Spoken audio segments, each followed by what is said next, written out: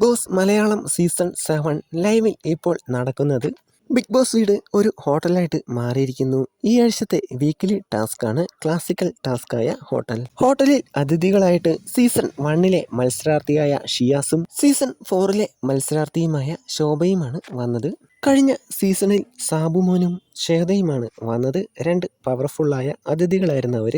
എന്നാൽ ഷിയാസിനൊരു പിള്ളകളി പോലെയാണ് എനിക്ക് തോന്നുന്നത്. വീട്ടുകാരുമായിട്ട് വലിയ പ്രശ്നങ്ങളൊന്നുമില്ലാതെ പോവാനാണ് ഷിയാസ് നോക്കുന്നതെന്ന് തോന്നുന്നു. എന്നാൽ ശോഭ വീടിനുള്ളിൽ കയറിയപ്പോൾ തന്നെ ശോഭയുടെ ടാർഗറ്റ് ആരാണെന്ന് മനസ്സിലായി. അത് ലക്ഷ്മിയാണ്. ലക്ഷ്മി അടുത്തു വരുമ്പോഴെല്ലാം ശോഭ തുമ്മുന്നുണ്ട്. മുഴുവൻ അഴുക്കാണല്ലോ, പോയി കുളിച്ചിട്ട് വരൂ എന്ന് പറഞ്ഞ് ലക്ഷ്മിയെ 3 പ്രാവശ്യം കുളിക്കാനായി വിടുന്നുണ്ട്. ലക്ഷ്മിയുടെ മനസ്സിൽ കുറേയൊക്കെ അഴുക്കുകളുണ്ടല്ലോ, അത് ഉദ്ദേശിച്ചാണ് ശോഭ പറഞ്ഞത്. അത് ലക്ഷ്മിക്ക് മനസ്സിലാകുകയും ചെയ്തു. ഹോട്ടൽ ടാസ്ക് തുടങ്ങിയെങ്കിലും ഹോട്ടലായിട്ട് തോന്നിയില്ല. ഗസ്റ്റ് വന്നപ്പോൾ തൊട്ട് എല്ലാവരും ഈച്ച പോലെ പൊതിഞ്ഞ് നിൽക്കുകയാണ്.